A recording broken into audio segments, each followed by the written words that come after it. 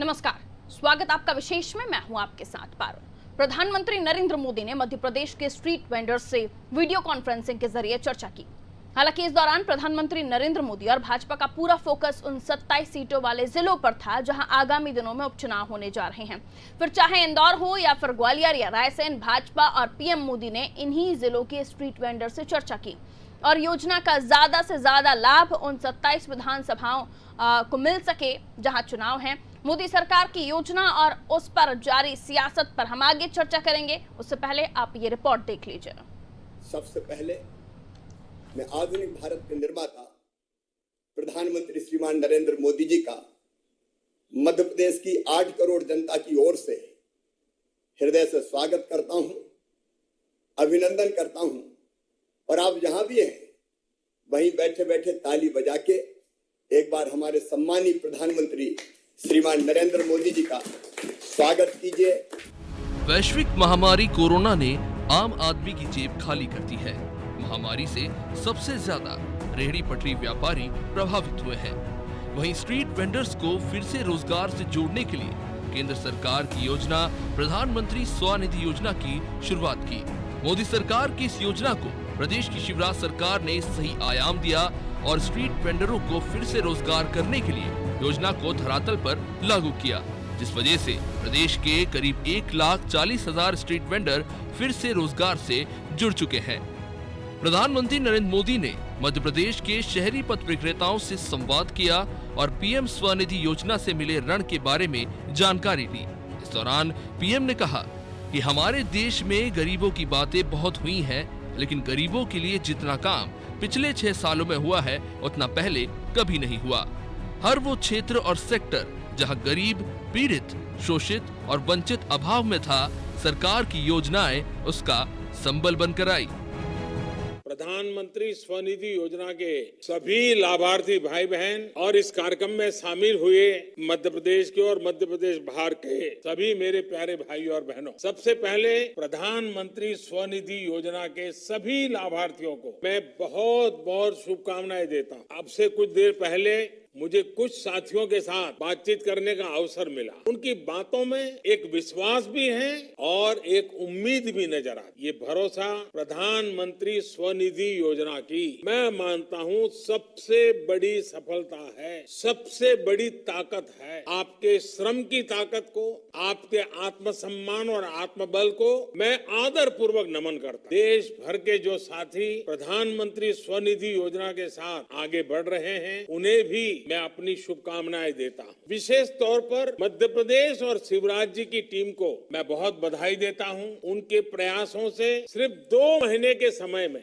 मध्य प्रदेश में 1 लाख से ज्यादा स्ट्रीट वेंडर्स, रेहड़ी पटरी वालों को स्वनिधि योजना का लाभ सुनिश्चित हुआ। कोरोना के बावजूद इतने कम समय में 4.5 लाख रेहड़ी पटरी वालों को पहचान पत्र देना, सर्टिफिकेट ऑफ वेडिंग देना, मैं समझता हूं ये बहुत बड़ा काम है।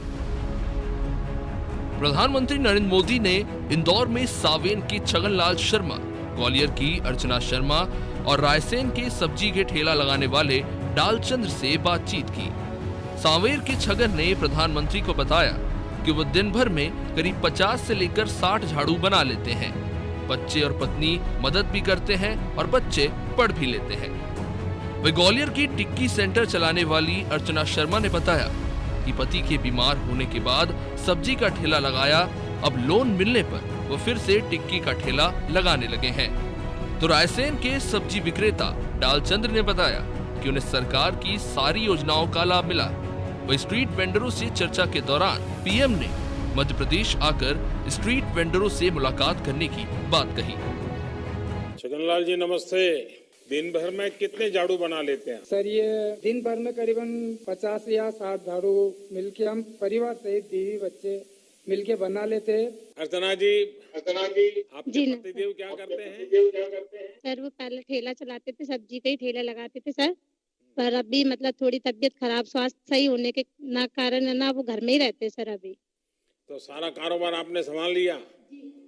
जी जी जी तो सर। घर भी संभालती हो और टिक्की सेंटर भी संभालती हो, तो टिक्की सेंटर खाने के लिए लोग आते हैं, उसका समय क्या होता है? ज्यादा भीड़ कब होती है? अर्चना जी, सुनाई नहीं दे रहा है आपका? जी जी। ये टिक्की खाने के लिए जो लोग आते हैं, ज्यादा लोग कितने बजे आते हैं?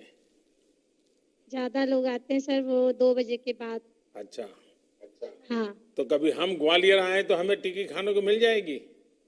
जी बिल्कुल मिलेगी। अच्छा, माननीय प्रधानमंत्री को डालचंद का नमस्कार सर। नमस्ते भैया। जी डालचंद जी बताइए, जी सर। ये पास काफी सब्जी का ढेर लगा हुआ है, बहुत बढ़िया ढंग से आपने सजावट की जी। है और कोई फोटो भी लगाई है, हैं? जी सर। तो बताइए जरा, क्या करते हैं आप, कैसे करते हैं सर? सर मैं सब्जी का ठेला लगाता हूँ, मंडी से खरीद के लाता हूँ सर कुछ, और अपने किराए से जमीन लेके उसमें सब्जी उगा के बेचता हूँ सर ठेला पे, और कहीं फेरी लगा लेता हूँ सर, घर पे रोड पर रख के बेचता हूँ सर मैं। अच्छा, जमीनी किराए पर ले ली आपने? जी सर। अच्छा। रेहड़ी पटरी व्यवसायियों से चर्चा के दौरान पीएम मोदी ने स्वनिधि योजना में 7% की ब्याज में छूट दिए जाने की बात कही। साथ ही यह भी कहा कि आपने डिजिटल ट्रांजैक्शन के साथ कुछ अन्य बातों का ध्यान रखा तो सरकार आपके खाते में प्रोत्साहन के रूप में भी कुछ रुपए और डालेगी। ये इतना होगा कि आपका पूरा ऋण ब्याज मुक्त हो जाएगा। पीएम मोदी की स्ट्रीट वेंडरों से चर्चा पर जहां प्रदेश सरकार उत्साहित नजर आई, वहीं कांग्रेस ने उस पर निशाना साधा। प्रधानमंत्री जी नरेंद्र मोदी जी के सानिध्य में PM street vendor Samman Nidhi Svanidhi का वितरण पूरे मध्य प्रदेश में हुआ। प्रधानमंत्री जी बारीक बारीक बातों को लेकर इस देश की अर्थव्यवस्था को ठीक कर रहे हैं। गरीब व्यक्ति को 10,000 रुपये का ऋण मिलेगा, 1 साल तक बिना ब्याज के वो ऋण, और जब वो गरीब व्यक्ति उस ऋण की अदायगी कर देगा तो उसको अगली किश्त मिल जाएगी जो कि दुगनी होगी, उसका भी ब्याज नहीं लगेगा। निश्चित रूप से गरीब की रोजमर्रा के धंधे में उसकी वर्किंग कैपिटल के लिए इससे बड़ी सरकार की सहयोग कुछ नहीं हो सकता। स्ट्रीट वेंडर योजना शुरू हो रही है 11 बजे। नगर निगम भी यहाँ अपना एक स्क्रीन लगा के उसका न्यू मार्केट में कर रहा है, लेकिन रोज़ तो स्ट्रीट वेंडर को हटा रहे हैं। क्या फ़ायदा क्या है इस योजना का? कल भी यहाँ पे चौराहे पे, कोलार चौराहे पे कई लोगों को हटा दिया गया फोर्सफुली। तो स्ट्रीट वेंडर का मतलब ये है कि उनको चलने दो, वो काम कर रहे हैं, उनको आप 10,000 रुपये का लोन देने की बात की तो वो दीजिए ना, उसको हटाने से क्या मतलब? स्ट्रीट वेंडर योजना को मध्य प्रदेश की शिवराज सरकार ने सुचारू रूप से धरातल पर उतारा है। इसी का नतीजा है कि प्रदेश के 1.5 लाख के करीब स्ट्रीट वेंडर्स आज फिर से आर्थिक रूप से मजबूत होते नजर आ रहे हैं। पीएम मोदी की इस योजना से आम जनता जहां उत्साहित नजर आ रही है, वही कांग्रेस इस पर भी राजनीति करने से पीछे नहीं हट रही है। ब्यूरो रिपोर्ट, अनादि टीवी। तो कोरोना के दौरान पहले दिन से सरकार और देश का ये प्रयास रहा है कि गरीब की जितनी दिक्कतें कम कर सकते हैं उसके लिए सक्रिय रूप से प्रयास करें, और स्ट्रीट वेंडर्स योजना का मकसद है कि लोग नई शुरुआत कर सकें। इसके लिए उन्हें आसानी से पूंजी मिले। हालांकि ये पहली बार हुआ है कि रेहड़ी पटरी वालों के लाखों लोगों के नेटवर्क को सही मायने में सिस्टम से जोड़ा गया है। मोदी सरकार की इस योजना से स्ट्रीट वेंडर्स को एक पहचान मिली है। हालांकि कांग्रेस के नेता इस पर राजनीतिक एंगल निकाल रहे हैं, और निकाले भी क्यों ना, आगामी दिनों में प्रदेश की 27 सीटों पर उपचुनाव भी हैं, और ग्वालियर चंबल तो खास तौर पर फोकस है ही बीजेपी का। लेकिन भले ही जो भी हो, चाहे वो चुनाव के लिहाज से कर रहे हैं या फिर किसी भी चीज के लिए कर रहे हैं, फायदा अगर आम जनता का होता है तो उसे हाथों हाथ स्वीकार करना चाहिए। लेकिन इसमें भी राजनीति हो रही है, ये बहुत ही दुर्भाग्यपूर्ण है। रत्नाकर त्रिपाठी जी हमारे न्यूज हेड है, हमारे साथ इस वक्त फोन लाइन पर बने हुए हैं, और भी हम उनसे इस योजना के बारे में जानेंगे और वो इसे किस तरह से देखते हैं ये भी समझेंगे। रत्नाकर जी, प्रधानमंत्री नरेंद्र मोदी ने जो रेहड़ी पटरी वाले लोगों को, जो छोटे व्यापारी हैं, उनके लिए जो सोचा है काबिले तारीफ, लेकिन उसे भी लेकर राजनीति हो रही है, उसमें भी एंगल ढूंढे जा रहे हैं। आप कैसे देखते हैं इसे? देखिए, अब ये कांग्रेस के पास एक्चुअली इस चीज को लेकर एक इतना बड़ा बेनिफिशियरी प्रोजेक्ट लाना इलेक्शन के टाइम में, इलेक्शन से ठीक पहले, तो कांग्रेस के लिए निश्चित रूप से हलचल होना और उसको नाउम्मीदी में उसकी बढ़ जाने का सीधा सा मामला हो जाता है, क्योंकि मोदी ने देखिए एक बहुत बड़े तबके को अपने और खींचने की कोशिश की है इससे कल्याणकारी योजना से, पहली चीज। दूसरा है कि जो फोकस किया गया है बेनिफिशरीज का ग्वालियर और इंदौर के संदर्भ में, तो ये दो जगह ऐसी हैं जो हॉटस्पॉट मानी जा रही हैं आगामी उपचुनाव के मद्देनजर। ऐसी जगहों पर अगर मोदी एक इमोशनली इतना बू कर देते हैं चीज़ों को, इमोशनली इतना मोटिवेट कर देते हैं लोगों को कि भाई गरीब से सीधे बात की, गरीब के खाते में पैसा डाला, गरीब को 10,000 रुपए का लोन देंगे, गरीब के लिए रियायतों की घोषणा कर दी, तो ये गरीब और गरीबों को राहत पहुंचाने वाला जो काम है, चूंकि इलेक्शन के माहौल के बीच में हो रहा है, चूंकि इंदौर और ग्वालियर जैसी जगहों पर इसको फोकस किया गया है, तो कांग्रेस में हलचल मचना स्वाभाविक है। और भाजपा निश्चित रूप से ऐसा नहीं है कि इसका पूरा उद्देश्य कोई कल्याणकारी राज्य की स्थापना करना हो। भाजपा भी निश्चित रूप से चाहेगी, राजनीति में सीधा सा सिद्धांत यही जो लॉ ऑफ प्रॉफिट होता है कि उसे भी सिचुएशन के लाभ मिले, तो उसके चलते कांग्रेस में हलचल। और जब भी हमने पीसी शर्मा को सुना, मतलब उनके पास कोई तथ्यात्मक विरोध का कोई आधार नहीं था। वो ये कह रहे हैं कि भाई आपने स्ट्रीट वेंडर्स को हटाए क्यों, तो अतिक्रमण हटाना तो गलत कार्रवाई नहीं कही जा सकती है। जो स्ट्रीट वेंडर्स अपने वैध जगह पर अगर काम कर रहे हैं, सरकार निश्चित रूप से उनको राहत दे। लेकिन पीसी शर्मा के पास जो मुद्दा था वो ले दे के था कि आप जो लोग अतिक्रमण कर रहे हैं आप उनको क्यों हटा रहे हैं। तो जाहिर सी बात है कि कांग्रेस के पास भी कोई इशू नहीं रह गया, इसका विरोध किस तरीके से करे।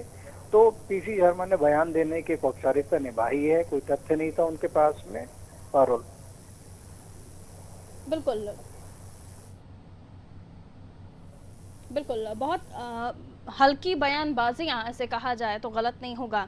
लेकिन जिस योजना का हम जिक्र कर रहे हैं और जो आम जनता है उसको उसका लाभ मिल रहा है, रेहड़ी पटरी वाले लोग जो इस दौरान कोरोना काल में सबसे ज़्यादा परेशानी उनके लिए खड़ी हुई थी, क्योंकि रोज़ कमाने रोज़ खाने वाले लोग मजदूरी के साथ साथ इनका भी यही हाल होता है कि रोज़ जो सब्जियां बिक जाती हैं, रोज़ अगर हम अर्चना जी की बात करें जो ग्वालियर से जुड़े जिनका टिक्की सेंटर था, रोज़ जो खाने वाले आते हैं उनसे जो पैसा मिलता है उसमें से जो मुनाफा बचता है उससे घर चलता है, उससे घर में अनाज आता है, आटा आता है, उससे उनका पूरा परिवार चलता है।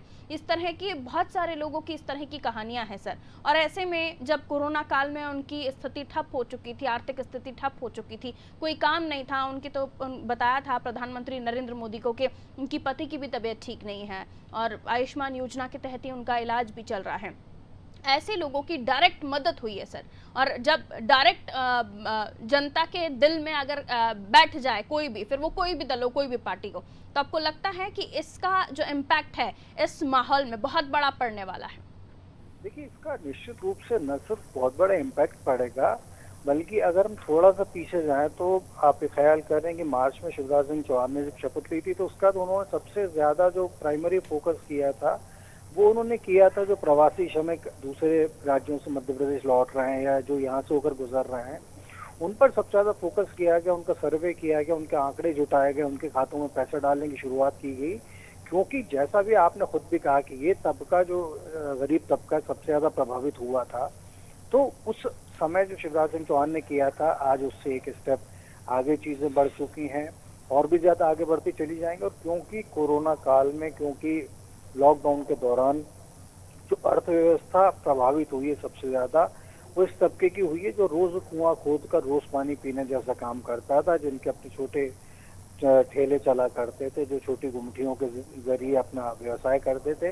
तो ये परिवारों के लिए बिल्कुल स्टैंड स्टिल वाली हालत हो गई थी, भुखमरी की नौबत आ गई थी। बहुत बड़ा संयोग है कि काफी संख्या में लोग भूख से दम तोड़ने से बच गए, न जाने किस तरीके से कर लिया गया। तो इस तबके के लिए इस समय पर इस तरीके की राहत पहुंचाना एक बहुत ही बड़ी जरूरत थी। अब आप इसमें पॉलिटिकल एंगल देख ले कोई, तो भी कोई दिक्कत नहीं है, लेकिन इसका जो ह्यूमैनिटेरियन एंगल है, जो मानवीय जो इसका पक्ष है, वो सबसे ज्यादा महत्व इस बात के लिए रखता है कि ये मदद उन लोगों की, ये मदद उस समय पर और ये मदद उस तरीके से की गई है जब इन तीनों तत्वों की सबसे ज्यादा जरूरत पूरा देश महसूस कर रहा है। बिल्कुल रत्नाकर जी, शुक्रिया हमारे साथ जुड़ने के लिए और ये तमाम जानकारियां साझा करने के लिए। कमल वर्मा ग्वालियर से हमारे संवाददाता फोन लाइन पर इस वक्त मौजूद हैं, क्योंकि प्रधानमंत्री नरेंद्र मोदी ने ग्वालियर से अर्चना शर्मा से बातचीत की थी। कमल, हम ग्वालियर की बात कर रहे हैं, जहां अर्चना से बातचीत की थी और उनके बारे में भी बताया गया कि उन्होंने टिक्की सेंटर शुरू किया है। उनके पति की तबीयत ठीक नहीं थी, उसके बाद पूरा काम उन्होंने संभाला। उनसे ये भी पूछा गया था कि किसी तरह की परेशानी आपको लोन लेने में तो नहीं आई, और ऐसे कितने लोग हैं वहां जिनको इस योजना का फायदा मिला है, और क्या कुछ तस्वीर ग्वालियर के इस मामले में? कमल, मैं आपको बताऊं कि ग्वालियर में एक पहला मामला आया था कि स्वनिधि के जरिए एक महिला ने अपने परिवार को पाला और अपने बच्चों की पढ़ाई कर रही है और उनका पालन पोषण भी कर रही है। आज दरअसल स्ट्रीट वेंडर को लेकर देश के प्रधानमंत्री नरेंद्र मोदी द्वारा वीडियो कॉन्फ्रेंस का एक कार्यक्रम आयोजन किया गया था, जिसके द्वारा अर्चना शर्मा ने भी मोदी जी से वीडियो कॉन्फ्रेंस में बात की। मोदी जी ने उनके परिवार के बारे में जाना और जब जाना उनके बारे में पूछा, उनके पति के लिए भी देखभाल करने की बात कही और बच्चों को पालन पोषण करने की बात की, उनको पढ़ाने की बात कही। दरअसल मैं आपको पूरी बता दूं कि अर्चना शर्मा के लॉकडाउन से पहले उनके पति सब्जी का ठेला लगाया करते थे। लॉकडाउन होने के कारण उनका पूरा काम बंद हो गया और उसके बाद उनके घर का खर्चा चलना मुमकिन हो गया। इसके बाद स्वनिधि के बारे में अर्चना शर्मा को उसके आस पड़ोस के लोगों ने और टीवी चैनल के द्वारा उसको जानकारी मिली, तो उसने मध्य नगर निगम जाकर एक आवेदन दिया, जिससे उसके नगर निगम के अधिकारियों ने और नगर निगम के कर्मचारियों द्वारा उसको लोन मिल गया, जिसके बाद वो आज अपने टिकट खोलकर अपने परिवार का पालन पोषण कर रही है। बिल्कुल, और कहीं ना कहीं इस योजना से जो परेशान लोग हैं, जो इस कोरोना काल में सबसे ज्यादा परेशानियां जिनके साथ हुई हैं, उन्हें बड़ा संबल मिला है। अर्चना से आपकी बातचीत हो पाई, उनका क्या कहना है, वो क्या सोचती हैं इस पूरी योजना को लेकर, जो फायदा उन्हें मिला है उसके बारे में कोई बात की उन्होंने? कमल, कोई बातचीत हो पाई जो हितग्राही हैं उनसे? अर्चना से जब हमने बात की तो अर्चना ने साफ तौर पर यह बताया कि मैं प्रधानमंत्री नरेंद्र मोदी शुक्रिया अदा करती हूँ, उनको बहुत बहुत धन्यवाद करती हूँ कि उनके बदौलत आज मेरे घर का खर्चा चल रहा है, मेरे पति का इलाज हो पा रहा है, मैं अपने बच्चों को पढ़ा लिखा पा रही हूँ। उन्होंने बताया कि यदि इन तरह की यदि योजना नहीं चलती तो मेरा घर का खर्चा चलना कहाँ से होता, कितना हम कैसे कर पाते। इस बात को लेकर उन्होंने बहुत खुशी जताई, प्रधानमंत्री को बहुत बहुत बधाई भी दी है। चलिए कमल, शुक्रिया। तो देखिए, ग्वालियर में भी एक अच्छी तस्वीर निकलकर सामने आई, लोगों को फ़ायदा मिल रहा है, लेकिन यहाँ ये भी बात बताना ज़रूरी है कि अर्चना जिन्हें इस योजना का फ़ायदा मिला है, प्रधानमंत्री नरेंद्र मोदी ने जिनसे बातचीत की, और इसके अलावा सभी से तो प्रधानमंत्री नरेंद्र मोदी बात नहीं कर सकते थे, क्योंकि इंदौर में 24,000 से ज़्यादा हितग्राही हैं और जिनमें 24,176 को प्रमाण पत्र मिला है और 8200 हितग्राहियों को राशि भी वितरित की जा चुकी है इंदौर में। तो ऐसे कई अलग अलग जगहें हैं जहां हितग्राहियों की संख्या है, उसके अलावा कईयों को प्रमाण पत्र मिले हैं और कई ऐसे हैं जिनके पास पैसा पहुंच भी चुका है, जो लोन उन्होंने लिया था। सबसे अच्छी बात इसकी है कि इसमें यह भी बताया गया है कि 7% की ब्याज में छूट दी जाएगी इस मामले में, और साथ ही कहा गया है कि डिजिटल ट्रांजैक्शन के साथ कुछ अन्य बातों का ध्यान रखकर सरकार आपके खाते में प्रोत्साहन के रूप में भी कुछ रुपए और डाल देगी। यानी जो पैसा आप लोन का ले रहे हैं उसके अलावा भी कुछ और मदद हो सकती है, और इसे आप 1 साल में चुकता करें, किसी तरह का कोई आपको ब्याज नहीं देना होगा। और साथ ही ये भी आपको बता दूं कि जिस तरह से इस योजना की शुरुआत की है उसमें ये भी बताया गया कि 1 साल में अगर आपने ये पैसा चुका दिया तो उसके बाद जब आप दोबारा लोन लेने जाएंगे तो डबल राशि का लोन आप ले सकते हैं। तो ये तमाम सुविधाएं हैं जो स्ट्रीट वेंडर्स के लिए आज प्रधानमंत्री नरेंद्र मोदी जी ने सामने रखी और संवाद किया उन लोगों से जिन्होंने इस योजना का फ़ायदा लिया है, और उनसे हर बारीक पहलू पर जानकारी ली कि कहीं कोई ऐसा तो नहीं कि उन्हें बिठा दिया गया हो, उन्हें सिर्फ बता दिया गया हो। उन्हें हर बारीक सवाल किया और सामने से उन्हें जवाब मिला। ये बताता है कि किसी तरह से किसी फर्जी लोगों को बुलाया नहीं गया था। जो लोग थे वो जेन्युइन लोग थे और वाकई में उन्हें योजना का फ़ायदा मिला है, ऐसे सवालों से प्रतीत हो रहा था। रायसेन से सोनू कुशवाहा संवाददाता फोन लाइन पर इस वक्त मौजूद हैं। सोनू, रायसेन में भी हमने देखा कि प्रधानमंत्री नरेंद्र मोदी ने बातचीत की है और ये भी कि जिनसे बातचीत की है उन्होंने सब्जी का ठेला लगाने की साथ वो खड़े हुए थे, सब्जी का ठेला वो लगाते हैं, जिसके लिए प्रधानमंत्री नरेंद्र मोदी ने तारीफ भी की कि आपने बड़े सुंदर तरीके से उसे सजाया है। क्या कुछ वहाँ की तस्वीर रही जब प्रधानमंत्री नरेंद्र मोदी संवाद कर रहे थे? पारुल, बता दूं मैं आपको, रायसेन से महज 12-15 किलोमीटर दूर ग्राम काना खेड़ा है। यहाँ ये बंदा मूलचंद्र कुशवाहा अपनी वहीं सब्जी उगाता है और वहीं ठेले पर अपना सब्जी को विक्रय करता है। और उसके अलावा जब इन्हें पैसा मिला, राशि मिली, तो कैसे इनकी परिस्थितियों में बदलाव हुआ, इस बारे में कोई बातचीत हुई है उनकी मीडिया से या किसी ने उनसे पूछा हो? तो पारुल, आपको ये जिन बड़े दिग्गज नेता जिन नरेंद्र मोदी से बात करने को व्याकुल रहते हैं, तरसते हैं, उनकी जगह आज लालचंद कुशवाहा के पास जब नरेंद्र मोदी का फोन आया और उन्होंने जब बात की तो वो अपने आप में एक बड़ा ही गर्व महसूस कर रहे थे। बहुत अच्छी बात है। आप वहाँ और कितने हितग्राही हैं, कोई अपडेट्स आपके पास इस चीज को लेकर? क्योंकि सबसे तो बात नहीं कर पा रहे थे प्रधानमंत्री नरेंद्र मोदी, जिन से बात कर पाए, लेकिन काफी सारे, जैसे इंदौर की भी अभी हमने आंकड़े बताए कि 8200 लोग ऐसे हैं जिनको राशि का वितरण किया गया है।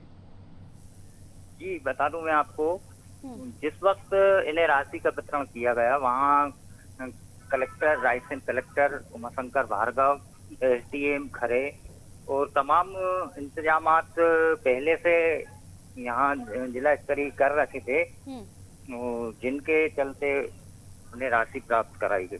चलिए, शुक्रिया सोनू।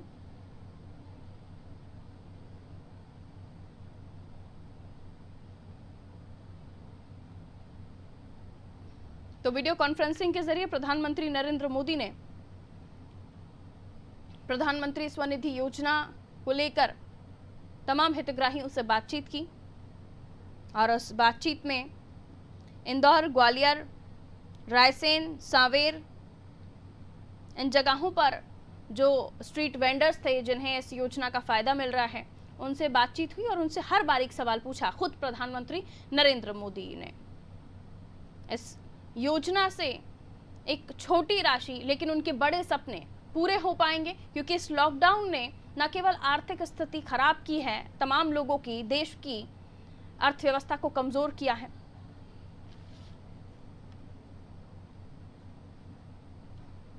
बल्कि हालात ये हैं कि लॉकडाउन के बाद कई लोग ये सोच रहे हैं कि इसके आगे वो क्या करें।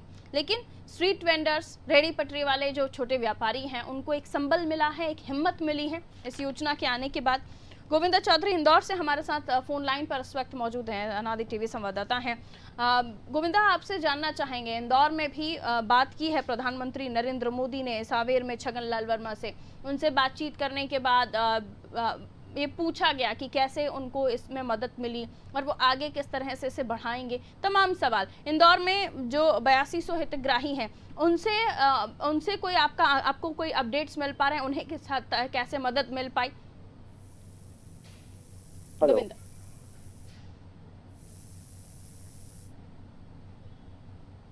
गोविंदा आवाज मिल रही है आपको मेरी? हाँ जी, हाँ जी। गोविंदा, जो आज प्रधानमंत्री नरेंद्र मोदी ने स्वनिधि योजना के तहत संवाद किया है, उसको लेकर जानकारी दीजिए और बताइए कि इंदौर में कितने लोगों को फायदा हुआ, उनका क्या कहना है इस मामले में? जी, मैं आपको बताना चाहूंगा, प्रधानमंत्री स्वनिधि योजना के तहत 1 लाख से अधिक हितग्राहियों ने इसका लाभ लिया है, जिसमें 10,000 से अधिक लोन मिला है, जिसमें ब्याज दर भी कम से कम है।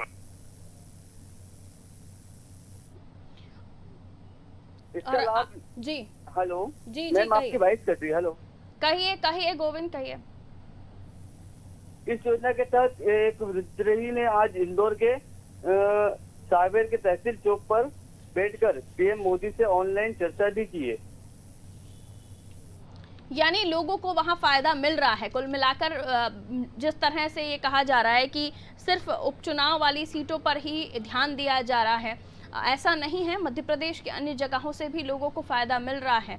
अब ऐसे में प्रधानमंत्री नरेंद्र मोदी ने अगर इंदौर, ग्वालियर में संवाद किया है, रायसेन में संवाद किया, तो उसमें कुछ गलत नहीं है। जनता को फायदा होना चाहिए। अगर इस नीति से राजनेता काम करना शुरू कर दें तो देश की हालत बदल जाएगी, लेकिन ऐसा होता नहीं है। बहुत शुक्रिया गोविंदा जानकारी देने के लिए। तो इंदौर की तस्वीर को हम समझने की कोशिश कर रहे थे, जहां हमने ये जानने की कोशिश की कि और भी कई हितग्राही हैं जिनको फ़ायदा मिला है और अलग अलग जगहों पर जो जनता है उन्हें इस योजना का फ़ायदा मिला है। खासतौर पर रेहड़ी पटरी वाले व्यापारी, जो छोटे व्यापारी होते हैं, जो ठेले गुमटी लगाने का काम करते हैं। हालांकि कांग्रेस को इसमें भी राजनीति दिख रही है। उनका कहना है कि भोपाल की तस्वीर आप देख लीजिए, कई ठेले वालों को हटाया जा रहा है, कुछ नहीं मिला तो कुछ भी बोल दिया। बहरहाल हम श्रम का सम्मान जिस योजना को हम कह रहे हैं, हमारे आज के कार्यक्रम का जो टेक्स्ट भी हमने यही दिया है, उसमें इसलिए भी कहा जा रहा है क्योंकि गरीबों को इस छोटे से अमाउंट से बहुत बड़ी हिम्मत मिली है। लॉकडाउन के बाद जो अर्थव्यवस्था, जो आर्थिक स्थिति उनकी चौपट हो गई थी, उसके बाद से इस छोटी सी रकम ने बहुत बड़े सपने उनको दिखाना फिर से शुरू कर दिया है। फिलहाल मुझे दीजिए इजाजत और खबरों के लिए आप देखते रहिए अनादि टीवी। नमस्कार।